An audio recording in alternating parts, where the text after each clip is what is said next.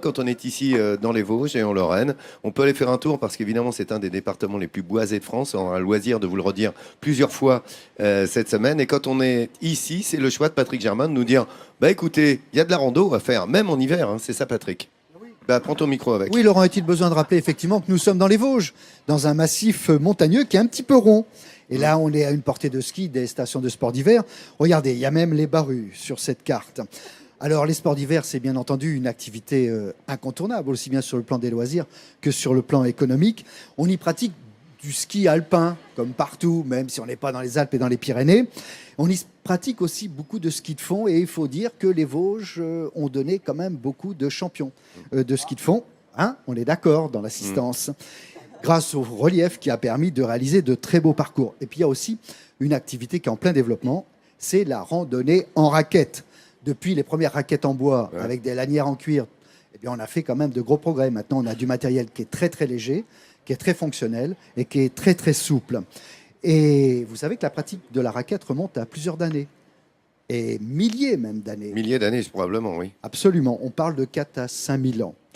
Et aujourd'hui, eh bien, on continue de pratiquer ça. C'est une activité très abordable. Regardez. Pour répondre à l'engouement, le domaine vosgien des Barrues propose désormais des itinéraires raquettes. Au départ, on était marcheurs.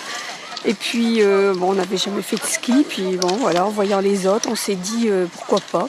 C'est un moyen de continuer de marcher d'une autre manière. Puis d'être dans des beaux paysages.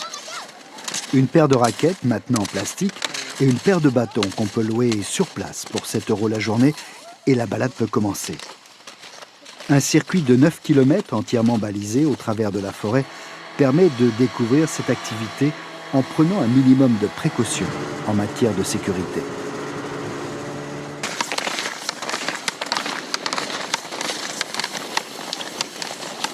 Dites-moi, en matière de sécurité, il y a des consignes à respecter? Ah bah oui, il y a quand même bien suivre déjà le fléchage. Il faut éviter d'aller dans des zones où c'est pas sécurisé. Donc toujours suivre le fléchage. Il faut partir bien sûr bien équipé, que ce soit au niveau chaussures ou équipement de protection comme les vestes. Essentiel de bien être couvert pour éviter l'hypothermie. Le temps change très vite en montagne et l'amplitude thermique varie rapidement.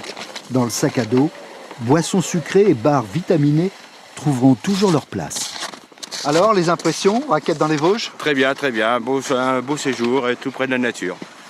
Sécurité pour éviter de transformer une randonnée en un drame glacé. Voilà, facile d'accès, économique et ça permet d'être toujours en contact avec la nature des Vosges. Merci beaucoup Patrick. Ça c'est de la précision, on ira faire la raquette. Tiens, regarde, c'est Nathalie Simon qui regarde ça avec attention. Hein, balade en raquette, t'aimes ça aussi? J'adore, La je sportive. t'aime. Moi aussi.